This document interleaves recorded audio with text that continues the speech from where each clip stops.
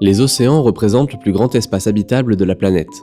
Ils recouvrent plus de 70% de la surface du globe et contiennent 97% des réserves d'eau mondiale, soit 1,335 milliard de kilomètres cubes d'eau, ce qui correspond à une baignoire de plus de 1100 km de côté.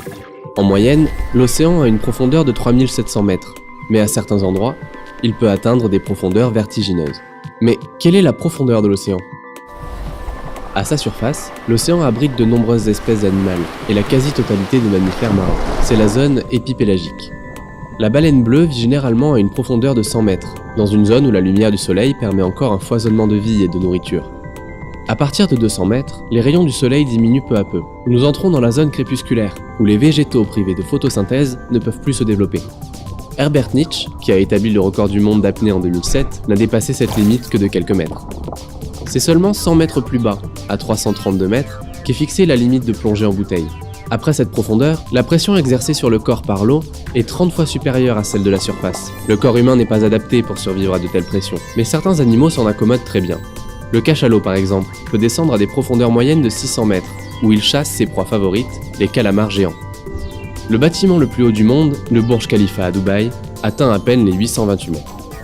Un peu plus bas, à 1000 mètres, l'obscurité devient totale. Les rayons du soleil n'atteignent plus cette profondeur.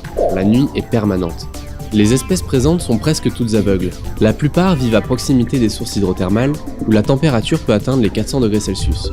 C'est à cette profondeur, à 3000 mètres, que la baleine à bec de Cuvier vient chasser. Cette baleine est le mammifère capable de plonger le plus profond. L'épave du Titanic repose, elle, par 3821 mètres de fond. Elle a été découverte en 1985, soit plus de 73 ans après son naufrage. À de telles profondeurs, les conditions extrêmes auront raison de l'épave, qui devrait disparaître d'ici 2030. La zone abyssale commence à 4000 mètres. C'est une des zones les plus profondes de l'océan, abritant une biodiversité encore mal connue. 6000 mètres marquent l'entrée de la zone Hadal, spécifique des fosses océaniques. La fosse la plus profonde du monde est celle des Mariannes, dans l'océan Pacifique. Le mont Everest, la plus haute montagne de la Terre culminant à 8848 mètres, pourrait y tenir en entier, et il resterait plus de 2000 mètres de profondeur avant d'atteindre le fond de la fosse. En 2012, le réalisateur James Cameron a mené une expédition au point le plus profond du globe, Challenger Deep. Il a atteint la profondeur de 10 828 mètres à l'aide d'un sous-marin monoplace. Mais le cinéaste n'a pas pour autant battu le record, toujours détenu par le Suisse Jacques Picard.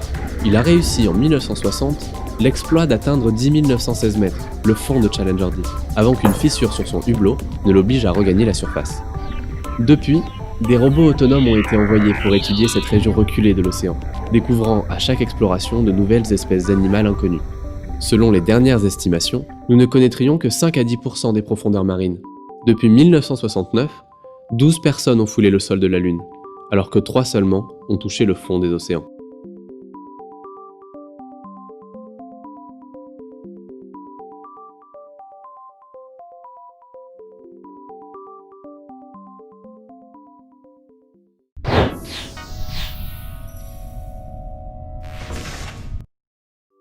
Si vous avez aimé cette vidéo et pour plus de contenu scientifique, n'hésitez pas à vous abonner.